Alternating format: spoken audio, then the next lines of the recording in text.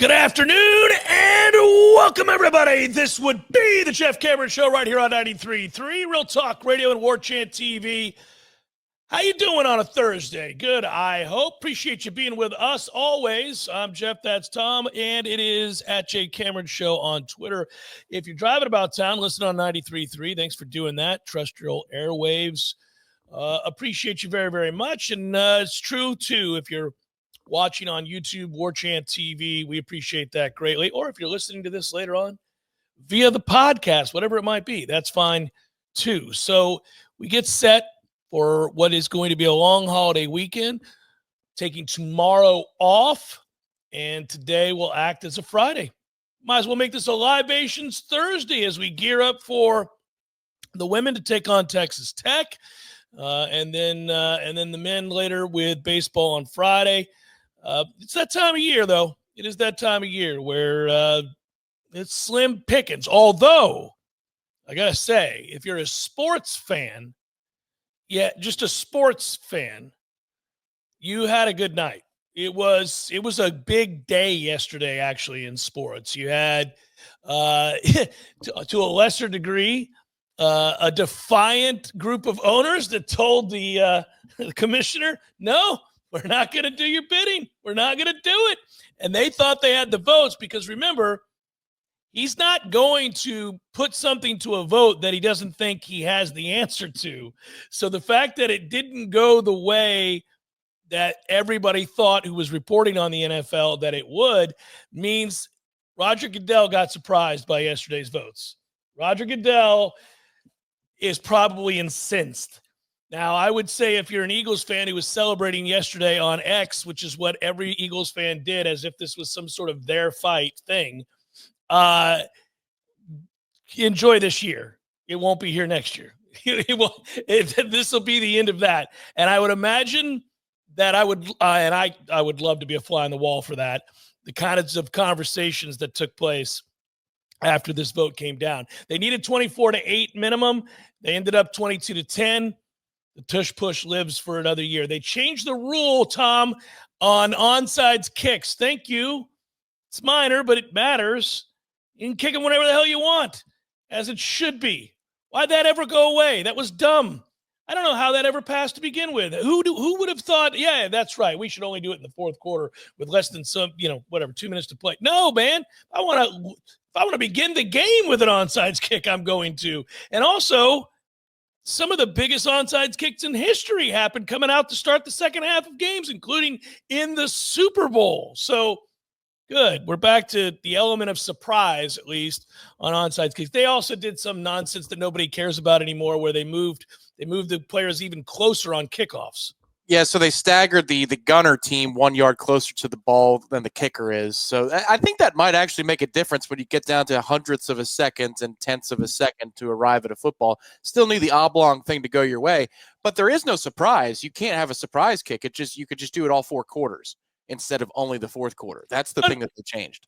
Well, that's what I mean. I mean, that's still the element of surprise in the sense that nobody – in the past, you could not, as of last year, you couldn't do it at any point except for the fourth quarter. That is correct, but you must declare that it's an onside kick. Right. Well, they can see that when you line the hell up in the manner that you are. But yes, and also that is none of that makes sense to me anyhow. I agree. If I want to have guys just dancing in a circle looking up at the sky when I kick it, I can do whatever the hell I want. It's a kickoff. Go to hell.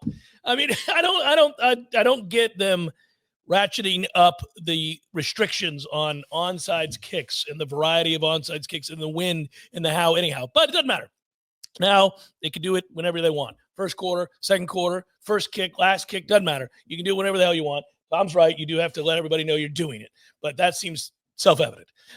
So there is all of that. And then later in the day, you got actual sports stuff, which is very quietly for people in these parts who don't care about the NBA, the craziest game we've seen, and it happens to be against involving two franchises that have had crazy, crazy moments in their past in the postseason.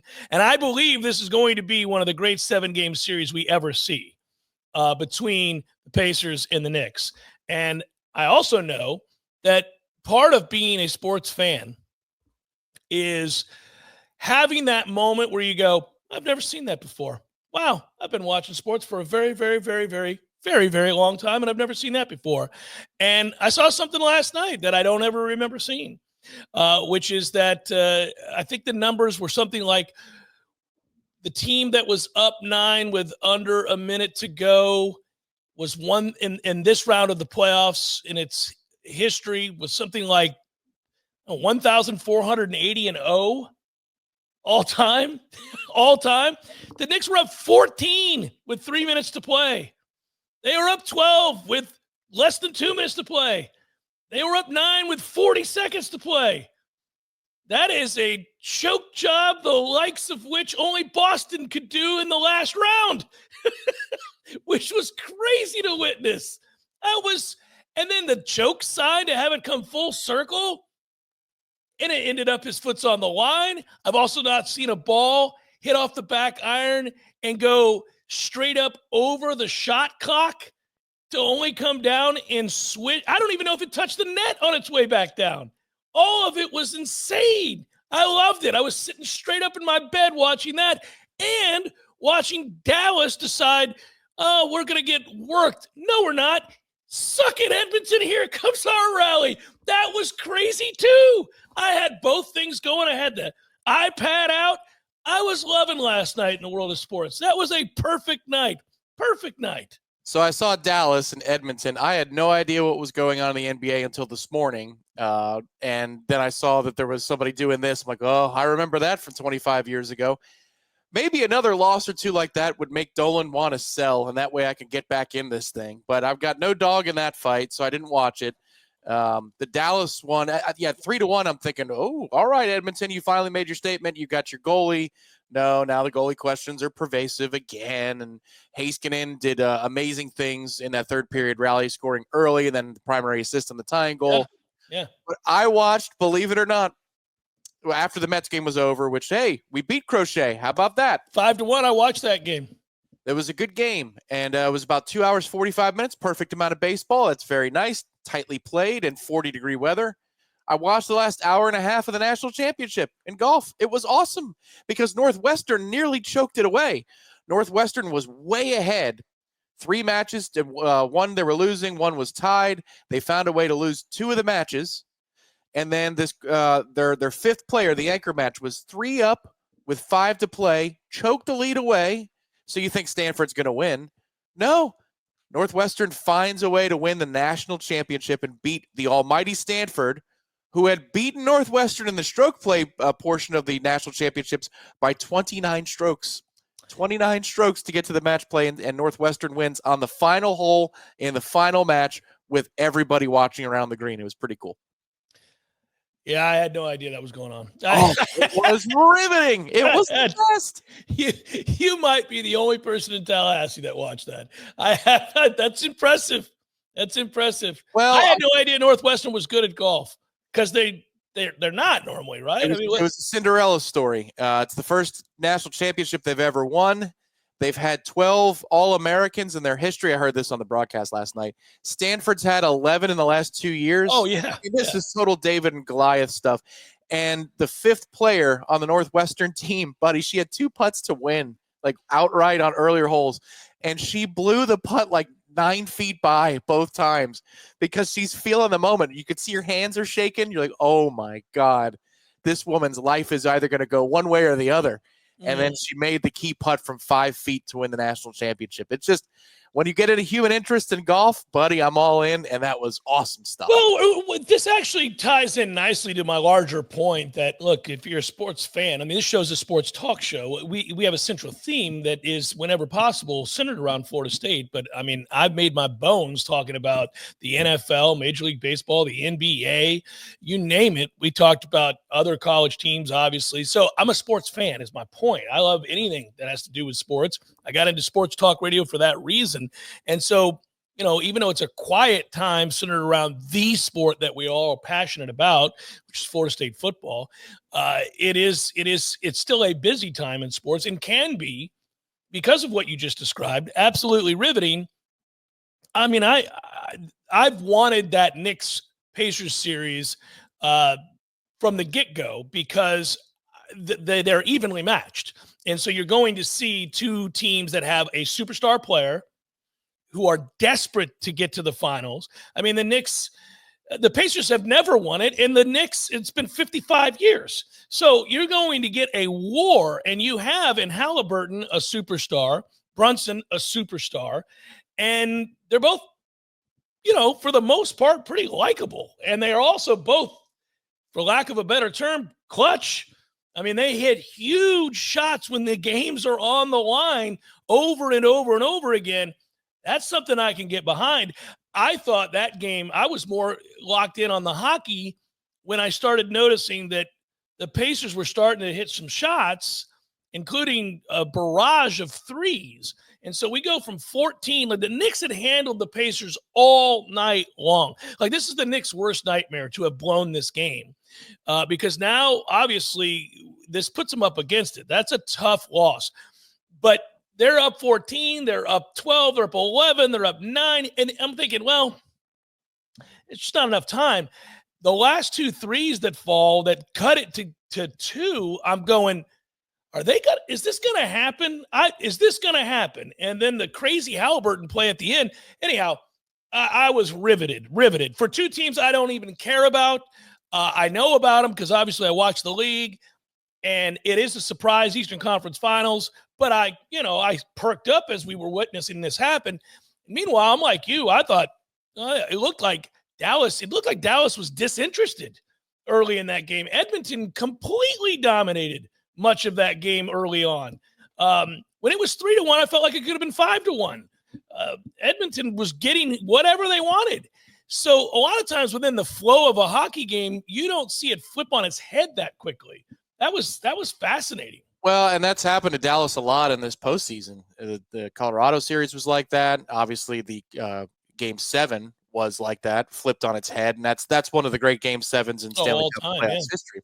The Winnipeg series was strange from that standpoint. So this is par for the course for them. I'm just trying to gauge. I'm like chin testing to see who is the best chance for Florida not to go back-to-back in the Cup final. And I think it's Dallas, So I'm going to ride probably Dallas, but they're not good. I know. Well, I mean, geez, Lou. I mean, this Carolina series will go 6 only if Florida takes a break. That's going 5. They're going to beat Carolina in 5 if they want to. So that we got real problems here. There's no problems. I've already reconciled it, Tom. Florida's going to win the Stanley Cup, and it's not going to be that close. They're the best team in hockey by a lot. Dallas has a shot. Dallas has enough scoring balance. I want to believe it, Tom. I don't believe it. And I'll defer to you on this, but I've watched plenty of Dallas too. They're not going to beat Florida. Nobody's going to beat Florida. Nobody's as deep as Florida. Nobody's as physical as Florida. Florida's going to win. And this will be back-to-back Stanley Cup finals, just like the Lightning did. This will be back-to-back Stanley Cup championships, just like the Lightning did. It's annoying, but it's got to be really annoying for Canada. And I mean, it's got to be really, really annoying for the league office. You're telling me that 6 years in a row we're going to have a Florida representative in the Cup final? Yeah. My God. And one of those years we had Dallas. Another year we might have Dallas again. We've got a couple of Vegas representatives. Oh, yeah. Vegas, they're probably like, for the love of God, can we please get the Blackhawks back in this thing? Can we maybe have, I don't know, Montreal, although they were there in the Cup final a few years ago, but that we all knew what that final was going to be, which was a walkover. They're frothing at the mouth in the league office. How can we skew this back the other way? I'm so tired of 100-degree weather outside of our buildings for the Cup final. This is supposed to be 65 and sunny in Toronto, and it's not. They got to hate Toronto. Just a bunch of choke artists that have no business. Every time I'm like, get out of here. I mean, you did everything you could to get that thing to come back to Toronto and then get boat raced.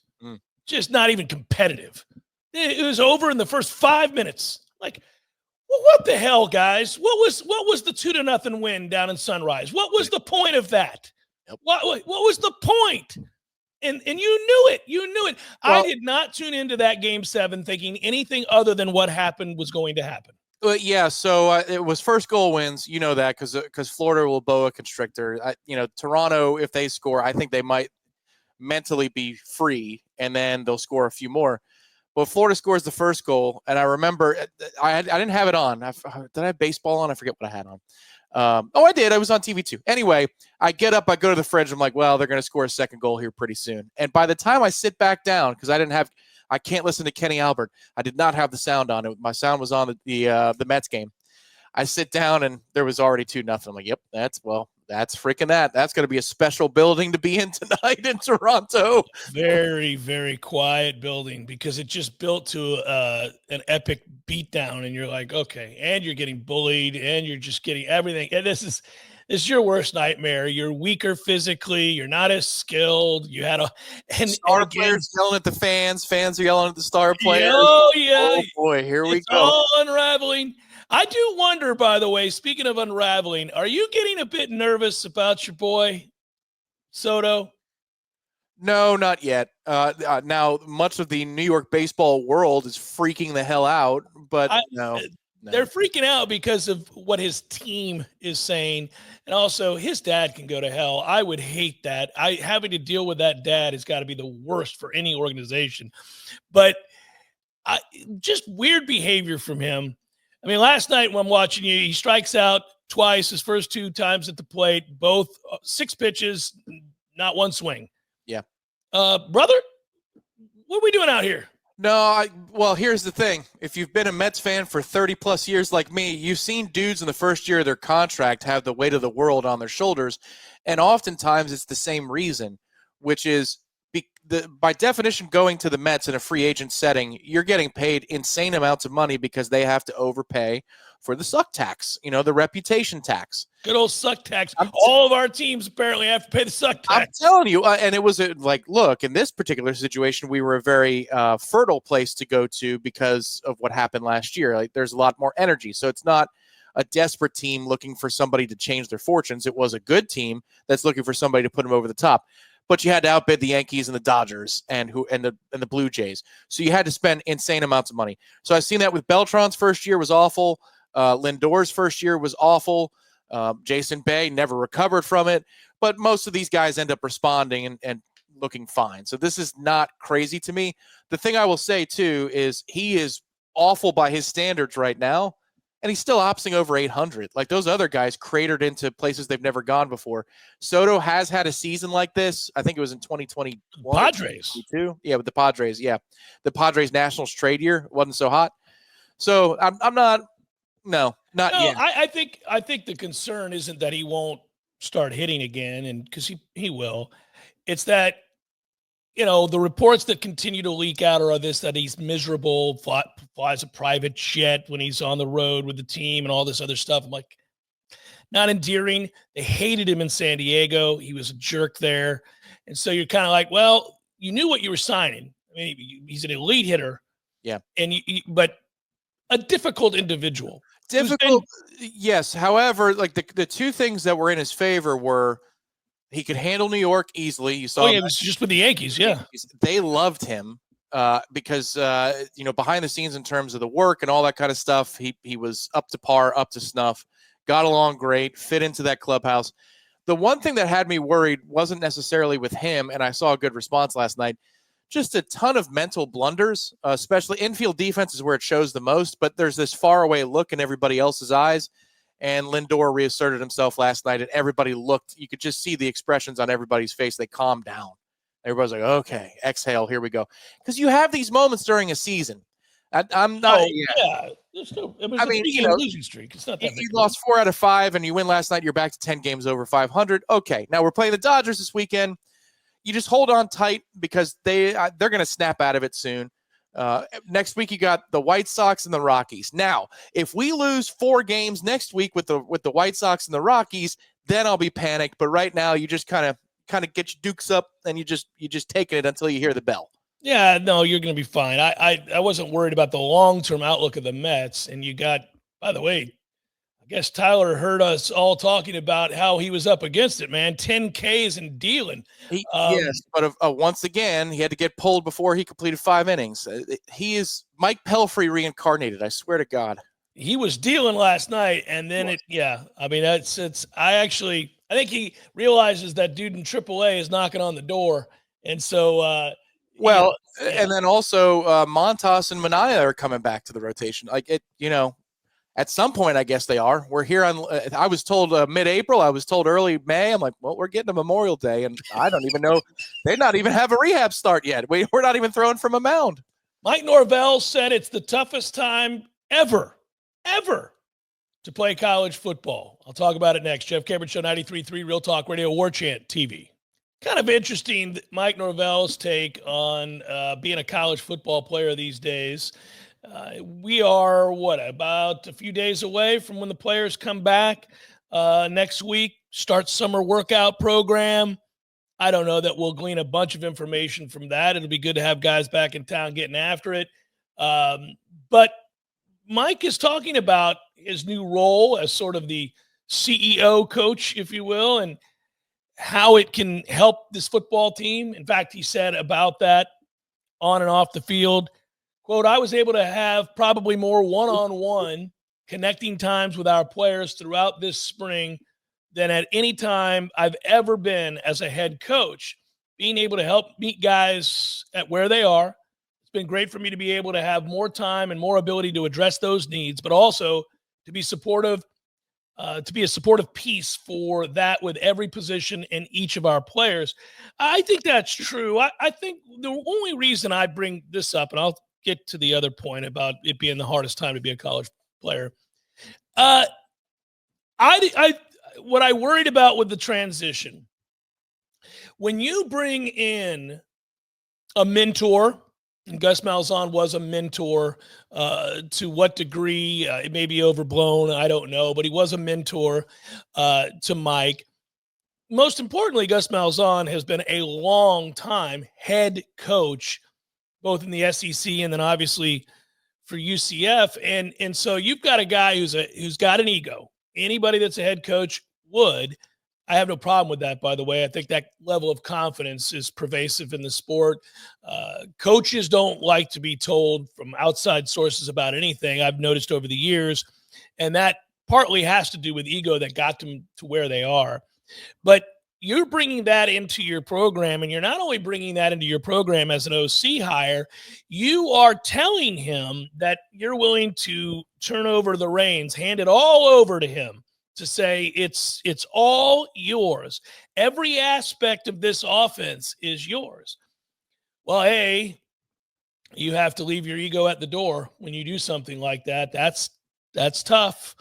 And especially since you've been a play caller and an offensive mind. In fact, the way you rose through the ranks of coaching in your career was by being very good as a play caller, being recognized as far back as Arizona State when given the opportunity at such a young age to call plays in game. A lot of pressure in that moment. And to have succeeded beyond their wildest dreams, and then proceeding to go on and do a very good job no matter where you were as a play caller, for the most part, last year being the exception, obviously, then it's hard to do. I think it's hard to lay that down and hand it over. And it could be perceived, if you are lacking in confidence or you are shook the way that anybody would be by going 2-10 while they're at the helm, it could cause a problem. It could cause a crisis of confidence. It could cause a problem of personalities, unless you do it earnestly and accept and take on the opportunities and roles that it now provides you with as a CEO coach. Now you do get to do all of these other things that you simply would not have had time to do and do not have time to do when you're a play caller, when you are the game planner and the play caller. So I was curious when he admitted that this was going to be his new role, would we see evidence of a guy who has readily handed over the playbook and said, it's all you, I'm going to do this other thing over here. And I'm confident enough, in spite of having a 2-10 season last year, to be able to relinquish all of those responsibilities and now take this on in a really responsible way that benefits the whole organization. Because after all, as a CEO coach, that's really what you're looking at here. You're looking at the big operation and you're saying, what can I do to make sure that all of this is cohesive? Can I also continue to mine the depths of the failures that we had in the operation a year ago to ensure that we never go through this again? I mean, that's the only way I can save my job, is to make sure that we're never in this position again, that we take a big step back forward this year, and that we continue to move forward and have success in every aspect of what the program is. And there's a lot of these things that need addressing. We talk about it every day. Their recruiting operation is not good enough. That has to be a big time responsibility for Mike in the coming years. That has to change drastically. 2 years from right now, we need to be talking about how much better they are at recruiting as a staff. And that comes directly from the head coach. They take their lead from the head coach. If it's important to him that Florida State be in the mix and win their fair share of recruiting battles for the elite players in the country, that will all be on Mike and how much emphasis he places on winning those battles and having his assistant coaches go out there and be elite in recruiting. So that's something that has to change. Obviously, the on-the-field success has to become far more consistent and look much, much better than anything we saw last year and really, frankly, early on in his time here. But that we gave a pass to. So all of a sudden, those failures of the past come back to haunt you when out of nowhere you have the kind of season that they did a year ago. So we'll see. But I like that he is, around every turn when asked about it, speaking out as to how much he enjoys this new role and what it's enabled him to do in connecting to players, talking on both sides of the ball, the offense and the defense, the way it's enabled him to have conversations with players about the steps that they need to take in terms of intensity on a daily basis, the opportunities. We all know we tease him about how often he refers to the opportunities, but he's not wrong. You got to weed the ones out who don't want to sacrifice to that degree and find the ones who will, and change the mindset, modus operandi on a weekly basis, monthly basis, yearly basis. I think it's encouraging that he has accepted that and talks about it openly and doesn't seem to look at it as a slight to his position. Well, no, I think he's describing the difficulty of his position and the necessity of him to perform the function when he says that this is the toughest era in college football history to play as a player. That's him saying that this is not an easy thing for me to manage, but it's something where I should focus my attention. He's defining his own responsibilities. He's also telling you that my job is very hard now, which nobody cares to hear because you're making very, very good money. To be the head coach of Florida State, especially after last year's contract extension and negotiation. But it is a difficult thing that requires his full attention. This was something that we talked about in spring practice towards the end of spring camp as kind of an immune system response. This was a period in Florida State's history where whatever virus got in the culture of the program overwhelmed the culture of the program. We can argue if it happened last year after the snub or if it happened after 0-2 and a loss to Boston College on a Monday night. Immaterial at this point, because from Mike's perspective, it's there. And it's something that needs to be fixed. And the immune system response has to be strong and swift. Well, he's having to drive that response. And it seems like he believes, and by the accounts we get from folks that were at camp, that around that 10th practice, they started to see the fruits of the work of the response to try and root the problems out and create a situation where this program can start to grow again. So whatever pruning was necessary, let's see if it's been enough, but it did need a ton of attention. I think in that regard, whether you agree with Gus Malzahn being a good hire or not, or Tony White being a good hire or not, you need a drastic change there, and you got it. So he fired the coordinators. I think we all would agree that he lost the pulse of the team. Somewhere along the line, he lost the pulse of the team last year, which is an unforgivable sin for a head coach. So for him to take off his plate major responsibilities and to work very hard to reestablish a connection of the pulse to the pulse of the team, I should say, is good. It doesn't mean that it's all fixed, though, because this is an ongoing and fluid process. I think they accomplished what they wanted to in spring, but the other deal is that you don't magically fix a culture of a program and it's set it and forget it anymore in this era of NIL. And I think maybe that's what he's talking about as well. In the old days, I think if you fix something and it was a player-run program, it's just one group of players passing the torch on to the next group of players. Well, with the transfer portal and NIL and the nature of an 18, 19, 20-year-old to look in somebody else's pockets, that is not a thing that the torch is just going to be passed. You can't just count on it being something that's going to happen. You're going to have to monitor that every single semester. Not every single year, every single semester, because the dynamic forces at play right now. Yeah, and I'll expand on what you just said there. First, I'll read this quote. There's more pulling at players than there's ever been. This is from Mike Norvell. I think it's the hardest time in the history of the game to play college football.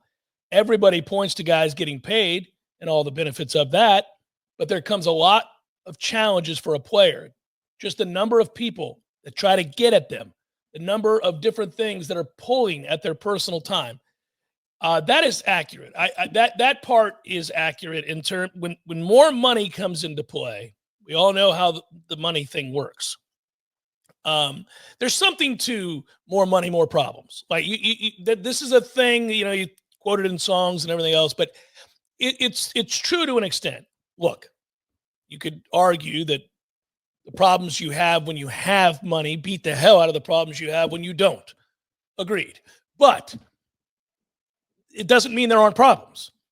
And I think in the case of an athlete that now can be at 18 years old, the breadwinner for an entire family, well, that brings about immense pressure. This changes the dynamic wholly. When all of a sudden you're an elite high school prospect who by the time you're a junior in high school is being told, we could be millionaires if you continue down this track. There are multiple schools looking at you and that are willing to pay you more than $1 million to come play college football for them. And oh, by the way, if that dream comes true once you arrive, there are going to be teams all around the country, if you give even a glimpse that you're the real deal in year one, that are going to be offering you more money than the money you've currently made by signing with that team. And it would be impossible to ignore the secret phone calls and messaging from behind the scenes and the agents and others reaching out going, hey, are you happy at Florida State? Because Texas A&M, they'd love to have you for $1 million more than you're currently making now. You think you've changed your family's life now? Imagine what we could do for you at Texas A&M. And yet, you gave your word. You've presumably bonded with certain teammates. You have a connection, one would believe, with certain coaches. And now, secretly, you're being pulled at around every turn. And the pressures that also come with the added highlight and spotlight that is on you for having signed with that school with a number that is readily available for people to find out. Now you're not an amateur athlete, you're a pro athlete. Pro athletes get booed, and pro athletes get ridiculed when they don't perform. And pro athletes have expectations that come immediately with the dollar figure. And now college athletes do. The difference is they're 18, not 22, not 25, not 27. It can be difficult.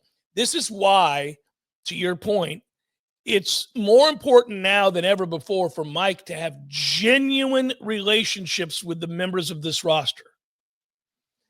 He has to connect above and beyond, we should say, go check out aboveandbeyondvr.com.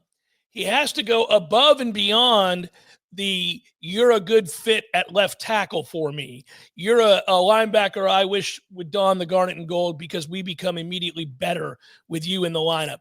You're a great receiver that I'd like to sign. It has to be more than that. It initially has to be, obviously, we wouldn't be talking to you if we didn't think you could play. There has to be a connection. And you have to be able to sustain the connection all the while for the reasons that you laid out. Every semester, somebody's pulling at your guys. But human nature, and we know this, tells us that it's real easy to make decisions when you're not connected to people who will be affected by those decisions. When you're just an employee, a number. You're just a number on the bankroll. When you're connected and you genuinely respect, like, the boss that you work for or your coworkers, it's no longer solely about the money. You, at the very least, feel a pressing need to be honest with those people that you work with and that you're around and your bosses, because that's the respect due them for the respect that they've given you. But you can't build that overnight. That has to be something that takes time to build. And this is where Mike now has that time. I mean, I'd pull the Brian Kelly here, going back to the Notre Dame days. I would try to genuinely have constant connection with my players to the point where they'd be tired of seeing me. I'll show up at the whatever they're doing in school. I'd be at, hey, listen, next week, it's defensive line week. I need each of you in my office, one each day, 8 a.m. We're going to meet. We're going to have breakfast together. We're going to talk. I want to hear about your hopes, dreams, fears, concerns within the locker room, your role with the team. Let's talk. Let's do this. Well, yeah, I could point to that same coach as an example of you could be an adult in your 40s, 50s, and 60s and not handle this situation well. Brian Kelly, the way he left Cincinnati was ridiculous. Bobby Petrino, the way that he left a certain locker room to take his job with, it wasn't he the one that left notes in people's stalls? Warwick Dunn called him out. He left a note on the locker room door in Atlanta. It's like, peace, everybody. That's like when a restaurant closes and they don't want to tell any of the servers. Like, there you go, we're done. Yep. So, you could be an adult and not handle a situation of free agency, even when you're not a free agent. Well, and the volatility of this moment for 17 to 20-year-old kids, and I understand that they're old enough to go vote and fight for the country and all that kind of stuff, but come on, man.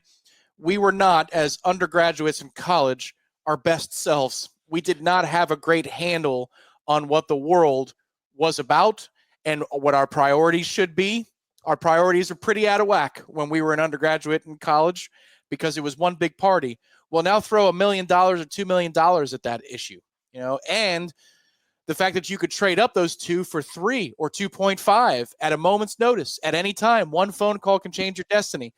Then you add into that particular financial situation a moment for your family, like ones you see on NFL draft night. You don't think that those are happening. It's more anonymous. But when they sign a deal, a player signs a deal with an NIL collective at 17 or 18 years old on signing day, the early signing period, you don't think they have celebrations like we normally see in the first round of the NFL draft on a Thursday night? That comes with its own level of pressure. So, yes, it's more important than ever to connect on a person-to-person level with a player, and hopefully you'll get some sort of guardrails in the system. But the thing I constantly hear, and it pisses me off, we're holding the players to standards that we don't even hold coaches to.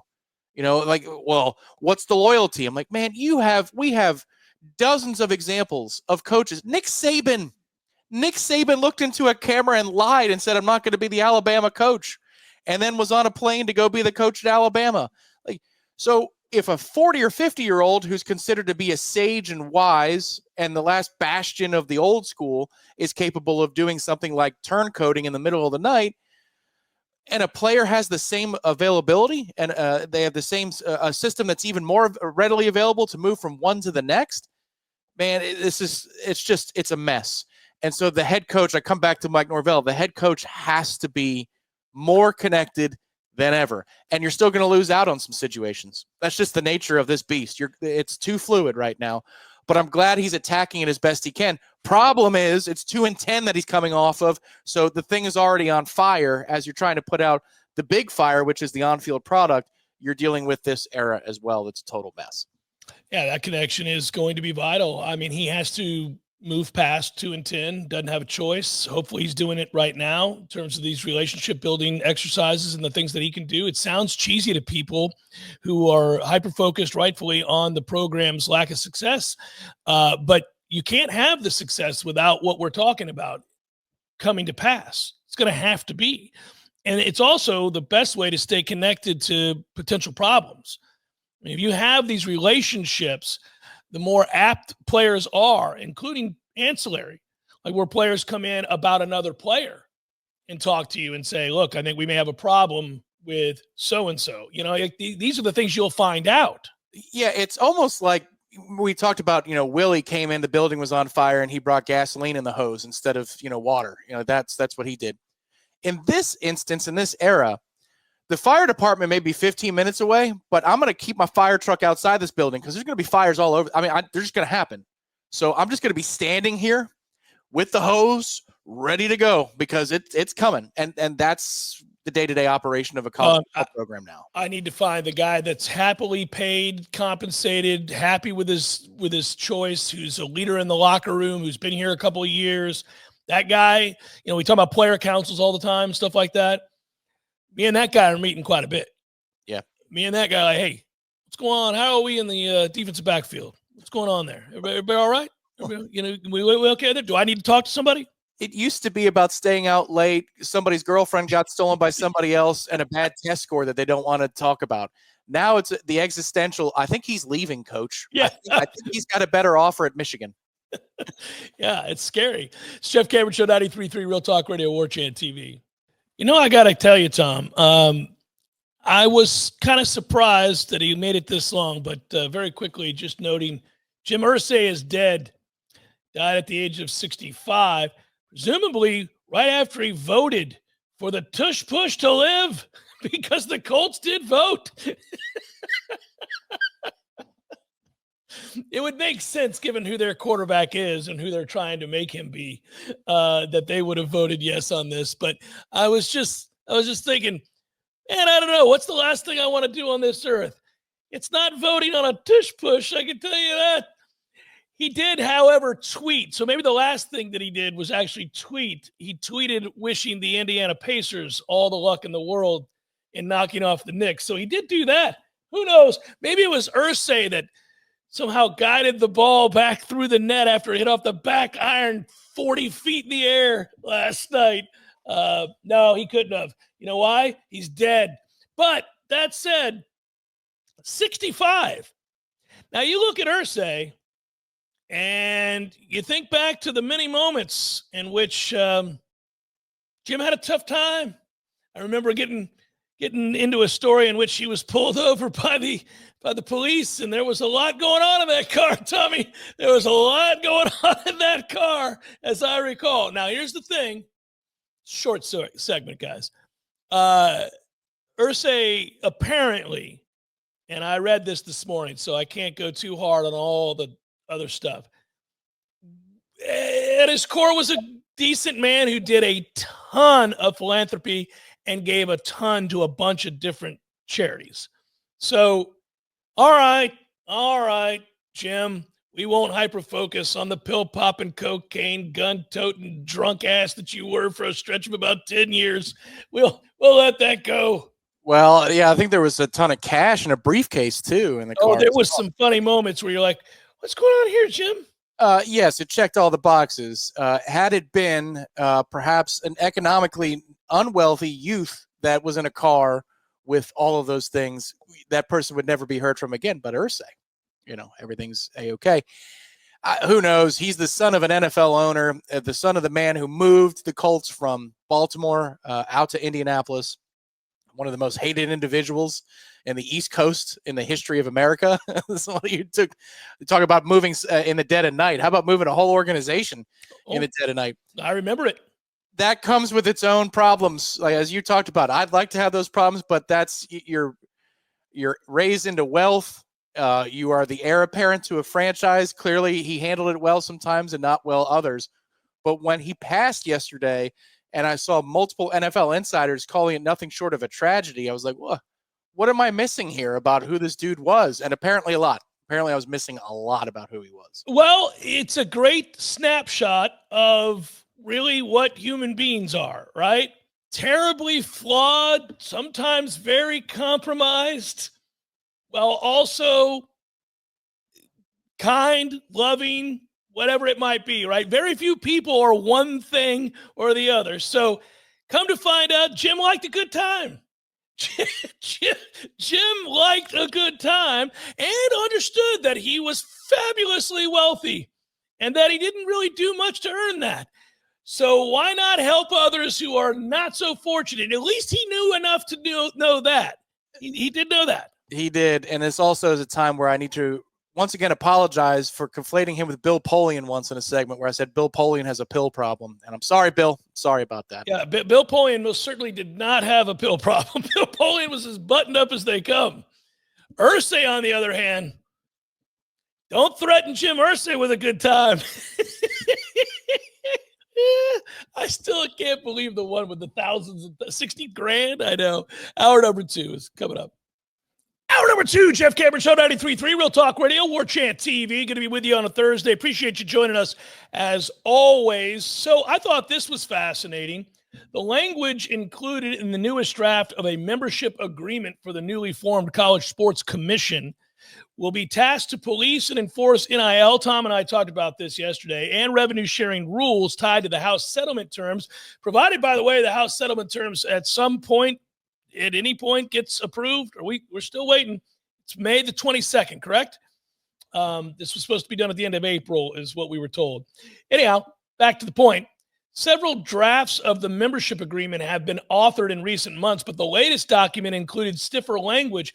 Many athletic directors within the power conferences were not surprised by the harsh penalties, though some were unaware of its existence. Quote, while we have heard as ADs that the penalties would be steep, this is the first I had seen as an expulsion from the league and no lawsuit pledge being added to the contract. Now, this has to do with the enforcement and, college sports enforcement of the rules. Ira wrote about this on warchant.com.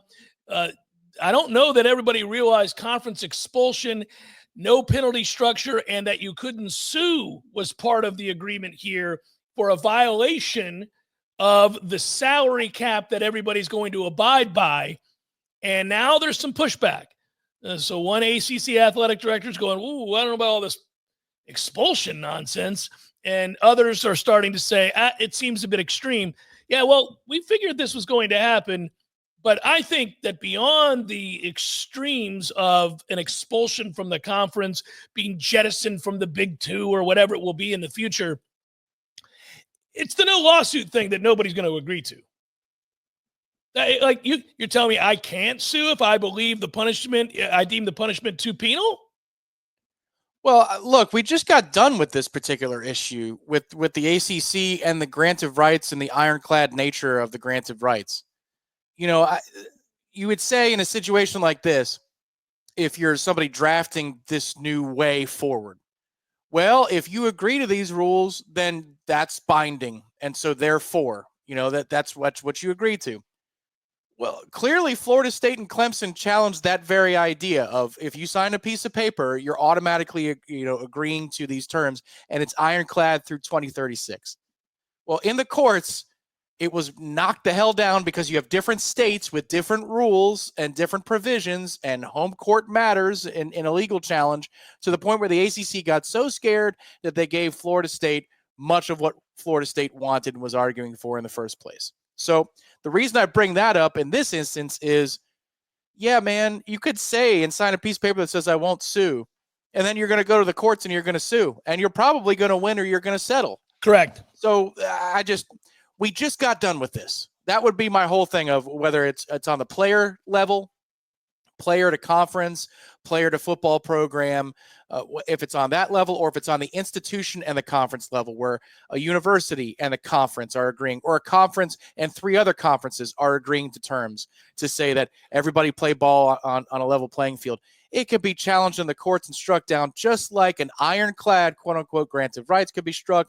And it all comes back to the crux of the issue, which is if you want cost controls, collectively bargain for the cost controls, please. But they're not doing it.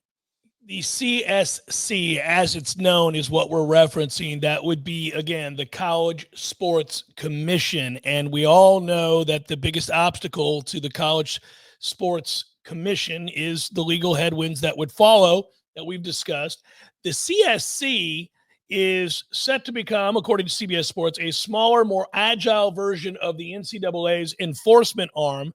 The new organization would be led by a CEO expected to have no ties to collegiate athletics. Now, that's what you and I talked about yesterday on the show.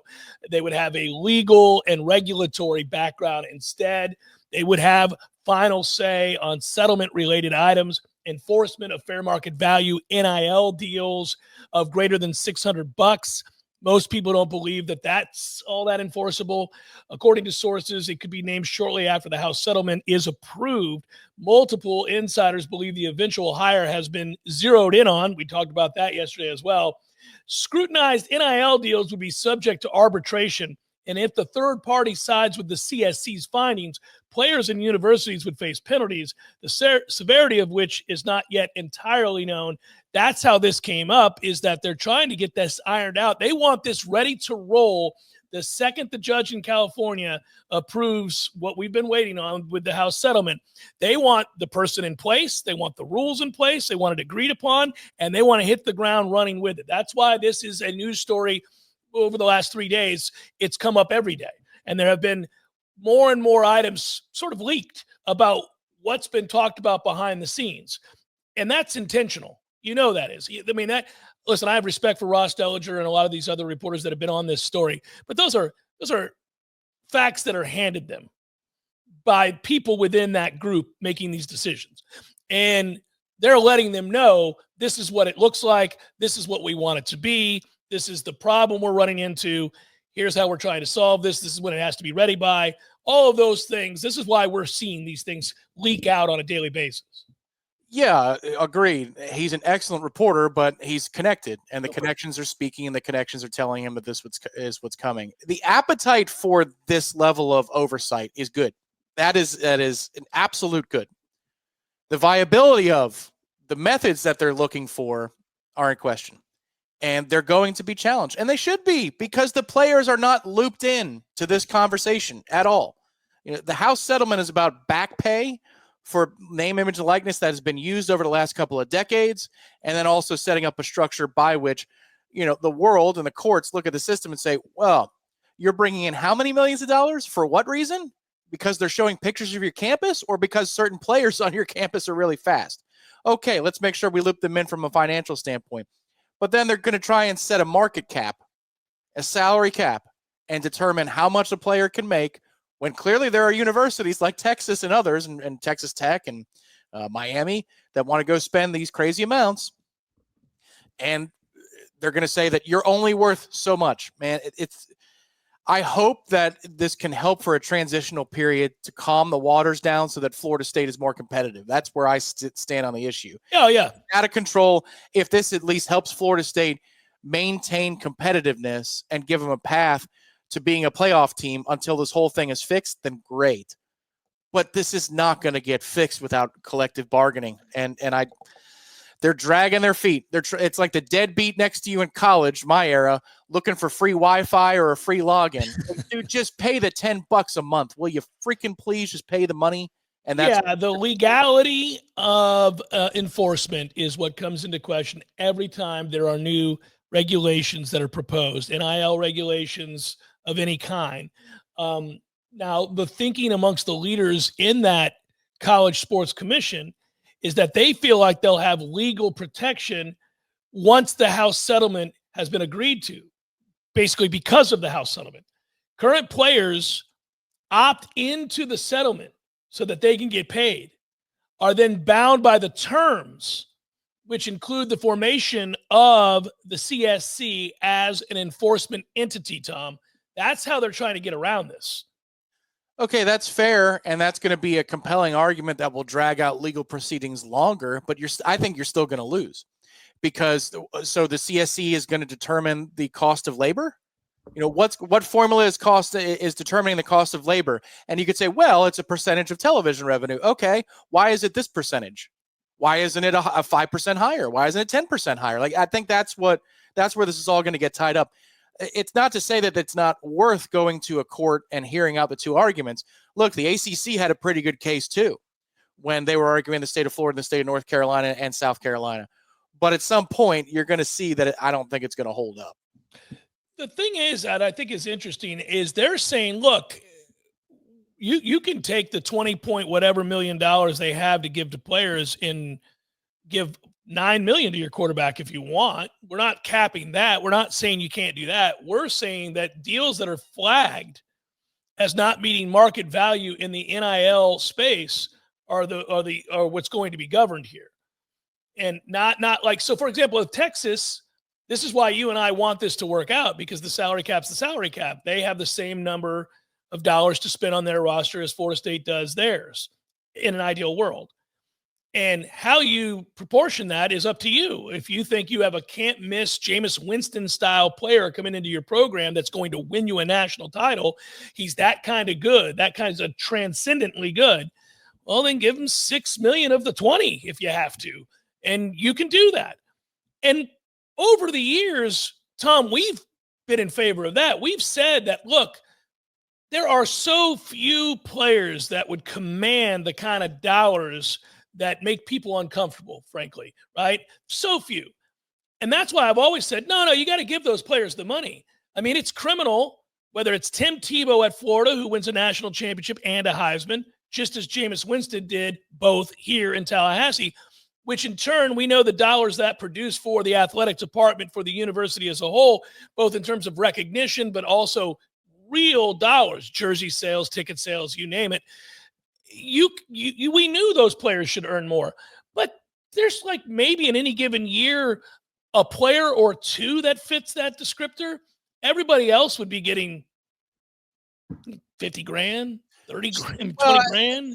I hear, relative to the star, absolutely. But again, why, when you're setting this market value, the TV contract is massive. They're not doing that for the defensive coordinator, and they're not doing it for the athletic director, or they're not doing it for the university president. You know, it's like these numbers are so massive that who determined that the percentage was going to come down to 20.5? The TV distribution payouts are way the hell higher than $20.5 million per school. So why is it this particular percentage? I think that's the attack is going to be more fundamental on the player side. I'm not arguing with you on what you're saying in the spirit of the way things should be paid out. These numbers are already uncomfortable. How is it that we're not all terribly uncomfortable with what coaches, assistant coaches, and coordinators are making right now? Because I think a lot of us are. I think they are. It's been normalized though to a place where this with the players, there's always it's like you go down in tiers and people hold the lowest tier to the highest standard. And that's the issue that I have. And I think you can make a compelling case in the courts about that too. Well, and it's been done. This goes all the way back to the O'Bannon trial and all of those things. But I guess the answer to that question would be the judge who signs off on this house deal. Well, agreed. Like that's part one. It's just, I think we all agree here that that's part one. Simply opting into a college sports commission, I don't think legally is going to hold up the same way that collectively bargained through a union or employee status opt-ins would be held. And that's going to be the challenge here. But maybe it does issue or issue in a bridge era that makes things a little bit easier. But I think we both agree. You're telling me I can't earn money when somebody's trying to pay me more money? That's a tough argument in court to beat. Yeah, no, they're saying it has to be a fair market deal if that money is through NIL. So, if you want to make $15 million and the university will agree to pay you that because you're that valuable, you're Jameis Winston, as I used in the example before. We're not keeping you from being able to do that. We're just saying that if you're also Jameis Winston and you're standing in front of Nissan and you want to sell a new Altima, it has to be a fair market value deal. And they could argue I'm worth whatever somebody's willing to pay me. And that would be for a judge to decide who's correct. Right. Well, I thought that's why they went to court to begin with, is how we've arrived at this place with the agreed upon number. And now, I mean, if you're going to have a college sports commission that is going to be agreed upon by all the combatants in, say, the Big Two or the Power Four anymore, there is a certain amount of concession involved in all of that. Like if you're a player, you don't have to say that you agree with it, and you could say, well, I don't want to play. Well, you don't have to play, but these are the rules over here. This is what we're going to do. You're saying they're going to challenge that, and I'm saying they just did, and this is why we're in the situation we're in, which is having a judge decide on this house settlement to begin with. Agreed. I think that is the gate that opens to the real argument here. Which is, and universities do not want collective bargaining. And it doesn't make sense to me because it would solve, I think, a lot of issues where, again, you would normalize the market and then you would have a situation in which you can better anticipate cost controls. I don't think this magic salary cap out of nowhere is going to stick. it's good that this House settlement is happening. We have to get closer to resolution. Like these are not bad. The appetite for a college sports commission and a unilateral body to hand out punishments is good. That's closer to a commissioner than we've ever been. It's just that there's an obvious way to get to that place. And the thing that you could argue as a football player is to say, well, I'm not allowed to go to the NFL because I'm not allowed to leave straight out of high school to go play professionally in the NFL. So you're telling me this other place that I could go and earn money is going to restrict the amount of money that I'm going to make? Where's the alternative for me? It seems like I'm in a situation that is fixed and there's cost fixing going on. It's crazy to me that hasn't been challenged again. It's been challenged over the years by a few players about the high school to the NFL. But the NFL has its rules too, right? And that's one of their rules. So you can't tell the NFL that they have to take an 18-year-old, or a 19-year-old or whatever. I mean, they can tell you no. Absolutely, but they do have a union that they do collectively bargain with and work with, and Correct. That's so the players do have their voice to determine what percentage of the television revenue they get. In this instance, the players are being told what they're going to get without being a part of that conversation. I'm very curious because when we have these conversations, most of the time when we both agree that everybody wants a lot of these changes and everybody wants a commission and everybody wants a czar of college football and everybody wants there to be some parameters by which a multi-billion-dollar industry operates and is agreed upon. We need these sorts of things. They happen in every other walk of life with this much money on the line, and college football can't get it together. And we also agree that this is moving at a snail's pace and that inevitably we're going to get to what you've talked about a lot, which is, again, their employees at some point. The problem is, Tom, we know how slowly these things move, how slowly this has moved. When are we going to get to the day where this is all under the same umbrella, agreed upon, and we've vetted all of this and gotten to a place where we're once again watching the sport we love that does have rules that make some sense and that are enforceable? Because it doesn't feel like it's going to be in the next 5 effing years. Not if the conferences stay the same. If there is that reclassification that some people are talking about, and you pull the sport out of college and you reclassify it to something else, top-level football, and maybe top-level basketball, I don't know. It doesn't seem nearly as important, and certainly it isn't monetarily. But if you grab football and you put it in this other place, and there's 50 teams or 60 teams that opt in, and there's a designation, that does two things. That makes collective bargaining easier on the way in. A player out of high school now opts in, and there's already a union that's agreed to these principles, and there you go. It also takes you out of having Title IX provisions that are still, those are going to be argued in court, I would think, as well, about made proportionately available to. That's the language right now from the courts, is that of the 20.5, the money must be made proportionately available to men's and women's sports. That's going to get challenged about what exactly that nebulous language means. Well, if you pull the sport out, reclassify it as to this other thing, Title IX's out of the way, and the path towards collective bargaining is a lot easier. Yeah, and I don't find that to be nearly as confusing. To me, it's straightforward. It's available. It's available. Well, it's available, and there will be exceptions. Caitlin Clark would have made millions of dollars at Iowa, and she would have been worth it, and they would have paid her that. But so it's available. Right. But I agree. 99.9% of sports, and not just women's sports, men's sports, don't warrant that the fourth guy on the golf team make $1.7 million. He's not going to get it. I totally agree. I think this is where data firms, and we've got some friends in the data industry, this is where data firms should be salivating, because I think at some point there are going to be studies about impact win shares. You're going to get sports nerds and economics nerds coming together to derive just how much a starting left guard is worth, and a big, like the best in the business. What's his win share? And then you could get a dollars to wins converter, and it's like, here's what you should make based upon the impact that you can have in terms of helping a team win as a starting left guard. Here's what your market value is. I think we will be getting to that level at some point here, because when there's 20.5 to go across all sports, you're going to have to derive back like how much football is actually worth. In terms of that 20.5, it's going to be worth 90% of it. Right. It should be. Right. And you're hearing that most athletic departments are only going to pay 80. And it's like, well, that doesn't make a lick of sense, because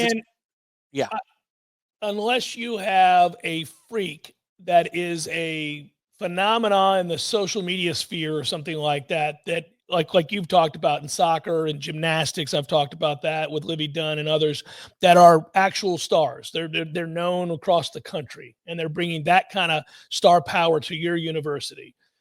That's a little bit easier to show what that's worth, but and again, almost most people on the football team aren't worth a penny.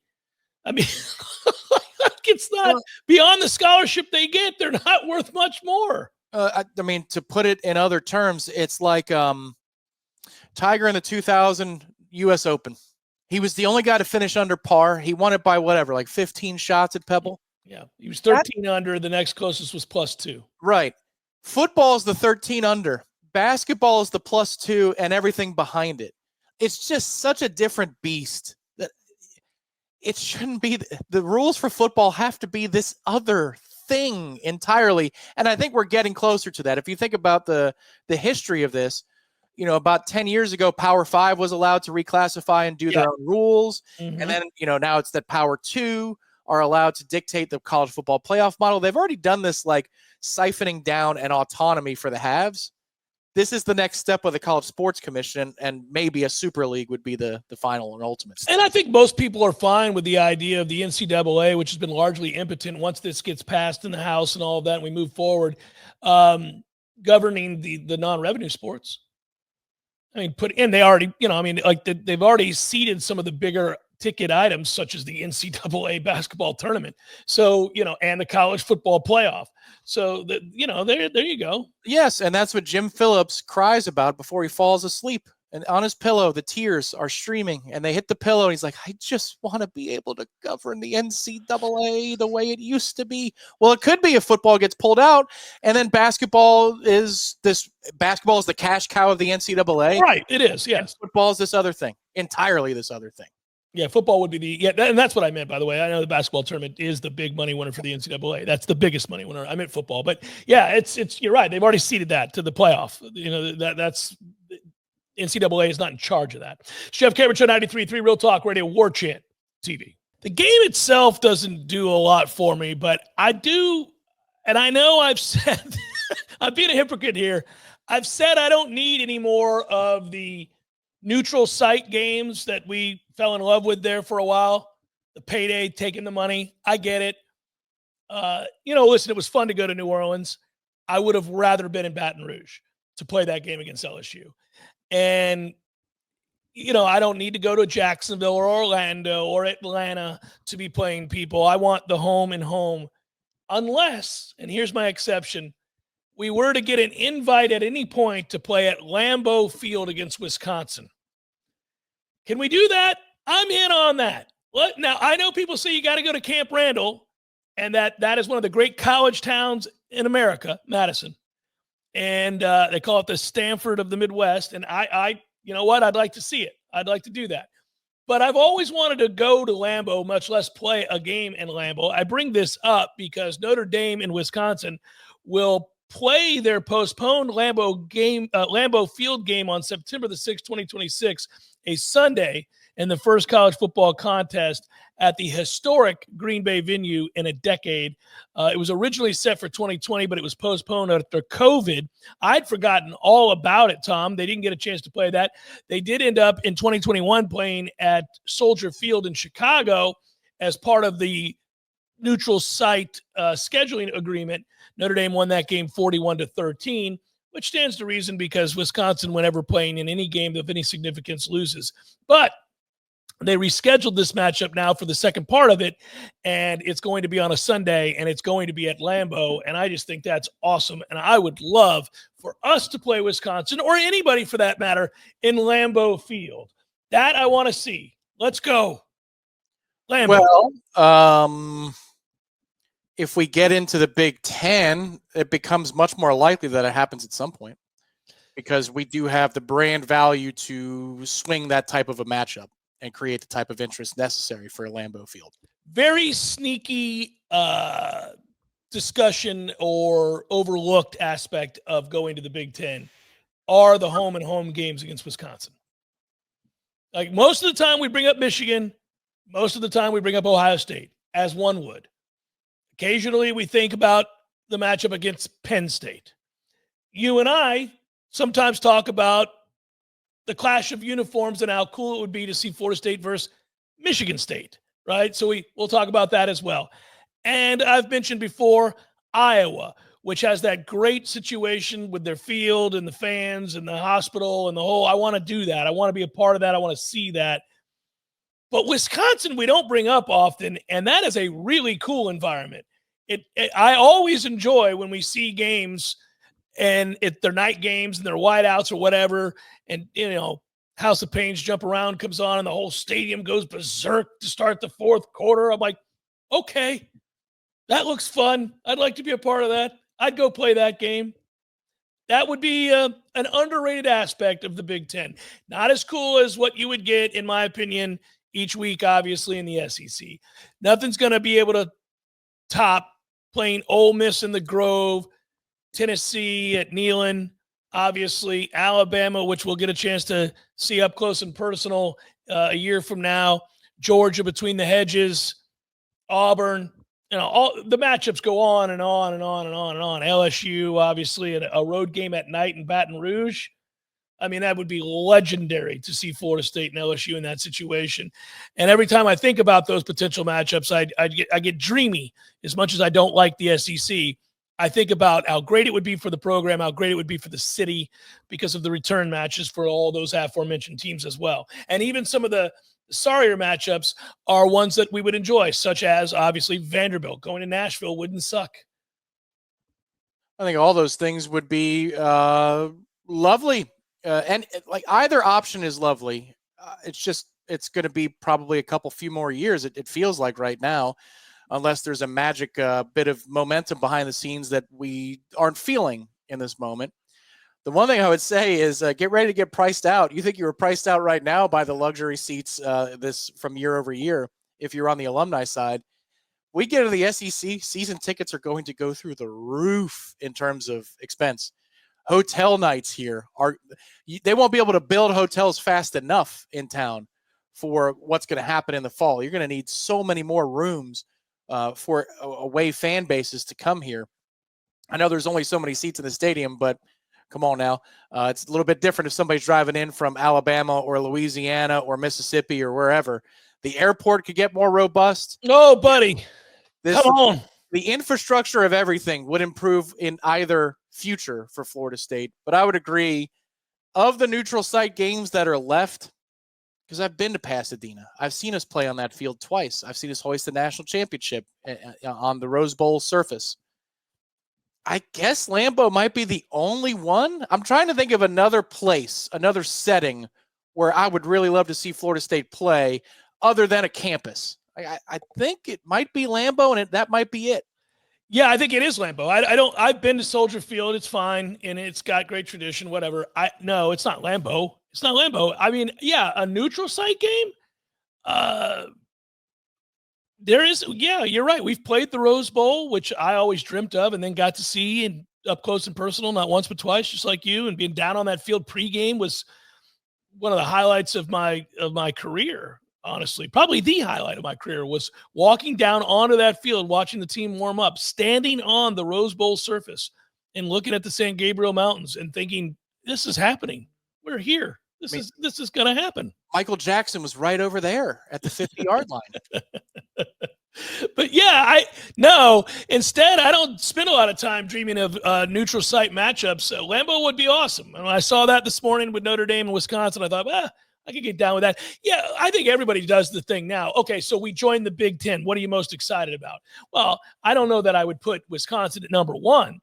To me, I'd put Oregon. Playing a game at Autzen at Oregon would be huge on my list. Obviously, going to Columbus, going to Ann Arbor.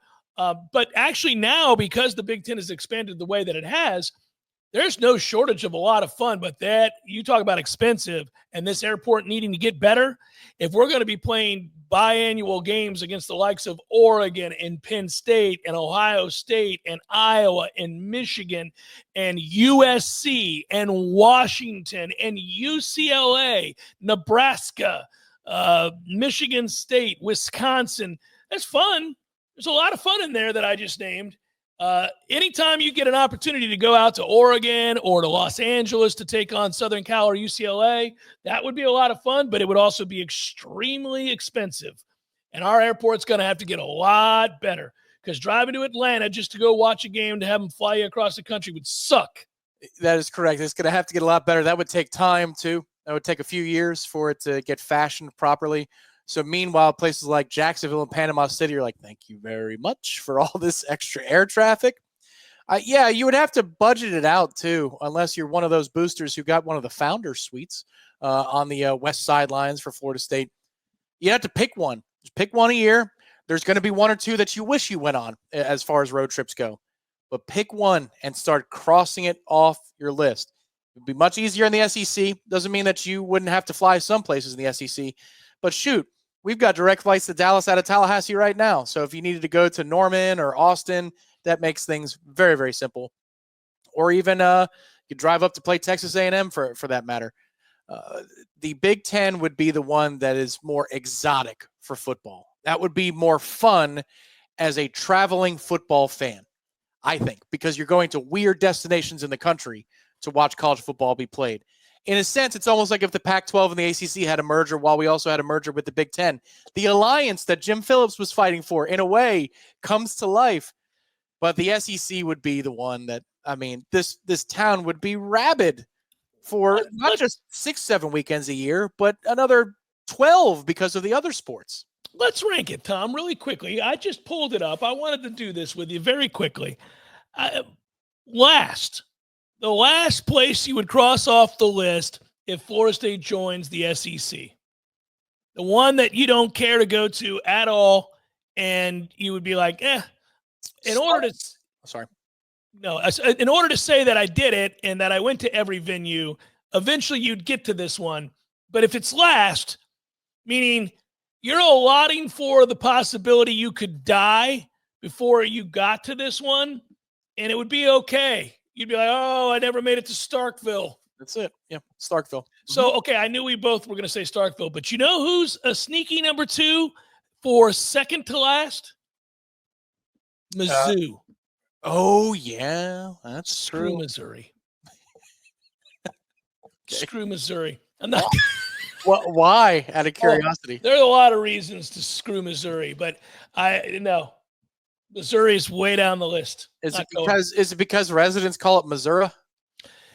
It's a silly state. Anyhow, I don't want to get into it, but it's Missouri's way down low here. The last letter of your state is an I, not an H. Why are we doing the Missouri thing? Okay. So those are my two front and center. It's Mississippi State dead last. Second to last is Missouri. And then it gets kind of tough, you know. It may piss some people off, but I think I'm going to say South Carolina. Yeah, I think the teams that are in the running there are South Carolina, Kentucky, Arkansas. Hey, Fayetteville's fun. Everybody says Fayetteville's awesome. I agree. It's remote. It is. Here's the thing about Kentucky. It can be pretty, too, where you are in Lexington. But I would tell you this about South Carolina. They've got awesome fans, and that's a cool college town. So I get it. There's pushback if you say South Carolina. It's just that the surrounding area of South Carolina. College Station. I know there's a lot of people there, but I would feel very uncomfortable at Texas A&M. I think I would put them third to last. I really wouldn't care. I've been to a game in Texas in Austin, so I've seen everything's bigger in Texas energy, and it's fine. But I don't need these dudes like banging on drums and in fatigues and rebel yells or whatever the hell the yell is called. Man. Third from last for me is Texas A&M. You know how many people do live in College Station? 500,000. I don't know. Not even close. 125,000. Okay. Yeah. College Station's out there, buddy. You're not wrong. All right, so that's my third from last is College Station. I could die, not go there, and be perfectly fine.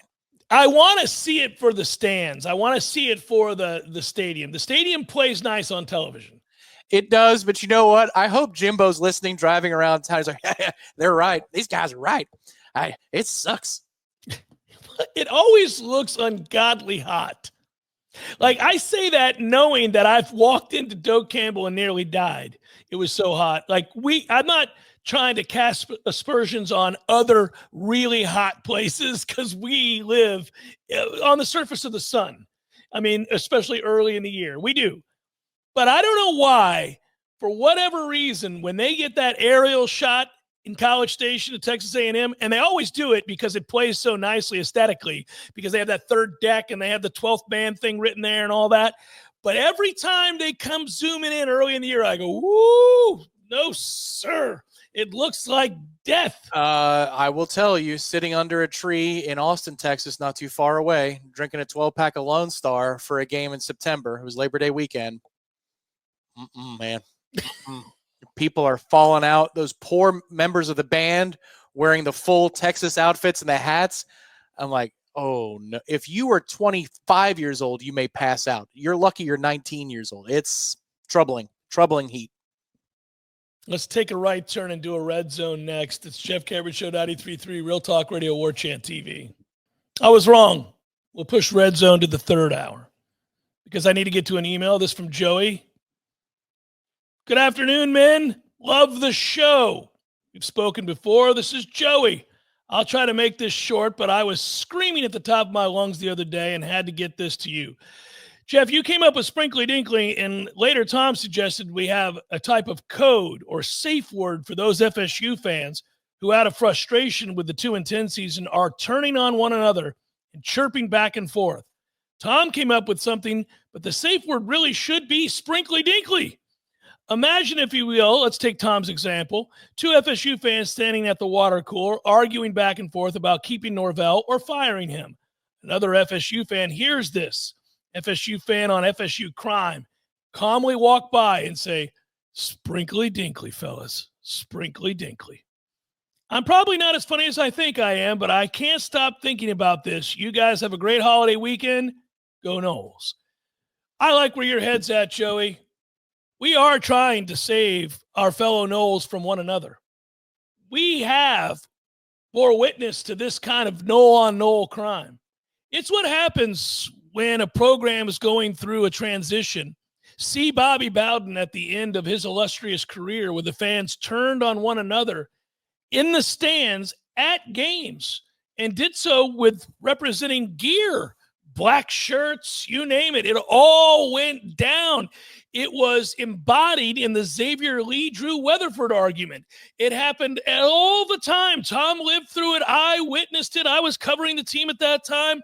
Nole-on-Nole crime was very real during the lost decade. Tough times. Buddy, the Georgia Tech game in 2009 where there was a big lightning delay. We punted once and lost that football game. I was in head-to-toe black Florida State garb for the pregame show from Langford Green. Show was done, packed up the van, walked over to Indian Village, and a friend of mine that I had known since freshman year of high school challenged me to a fight because I was wearing black head-to-toe. He had had a few, and he calmed the hell down. Once I said, what the hell are you talking about? Are you crazy? He goes, that man gets as long as he wants. No, I will fight you. I will fight you. I'm like, what? Okay, man. Yes, I remember it vividly, those fights back in the day. And that's why I moved out of the student section and paid for student season tickets at the upper 50-yard line to get away from the riffraff. But it happens.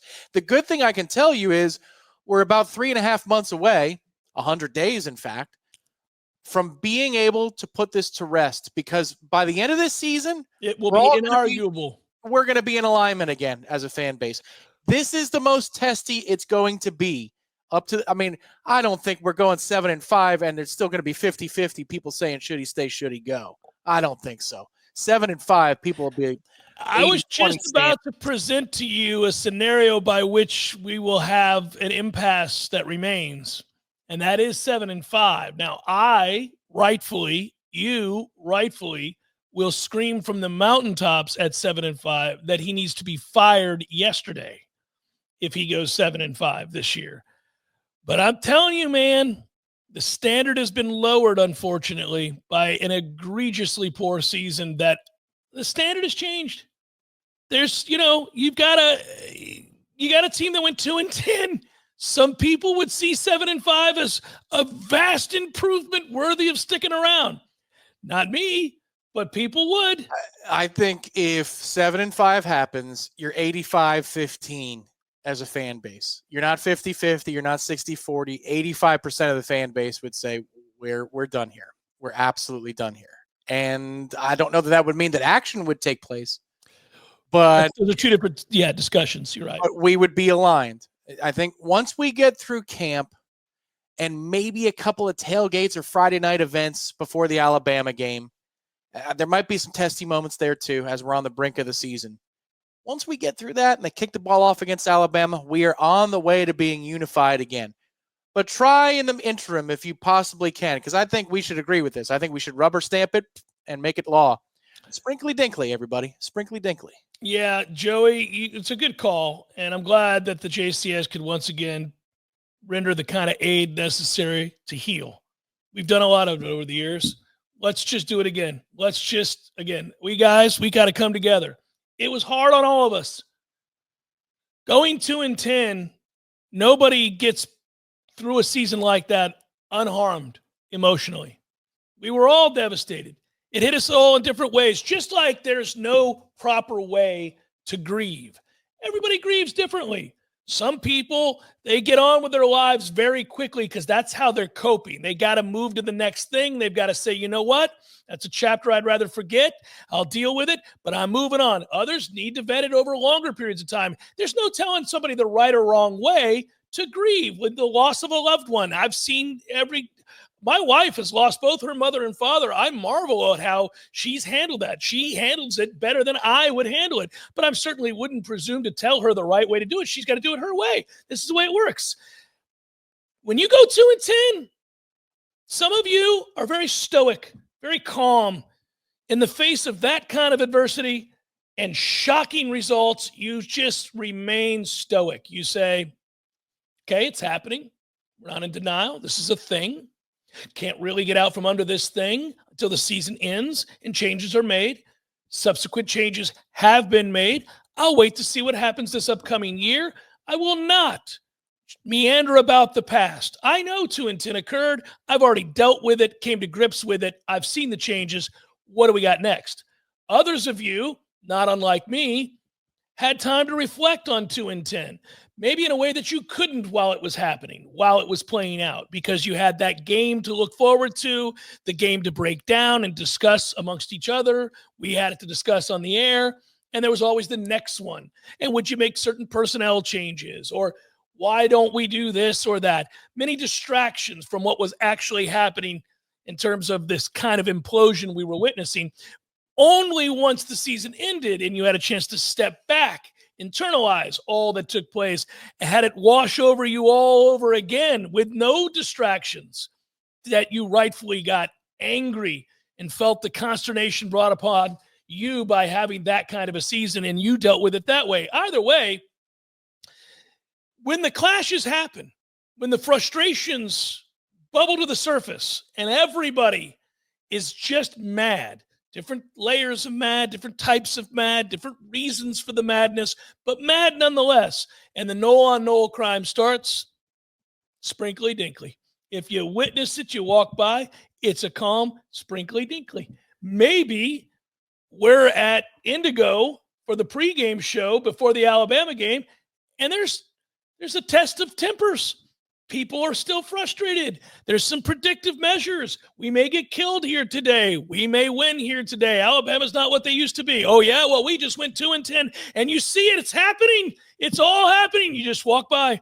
Sprinkly dinkly, fellas. Sprinkly dinkly.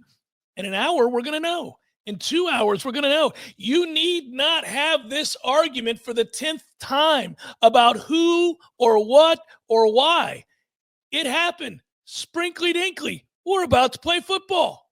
Well, also remember that heat has a way of increasing moments of rage, road rage, violence of all kinds. Yeah.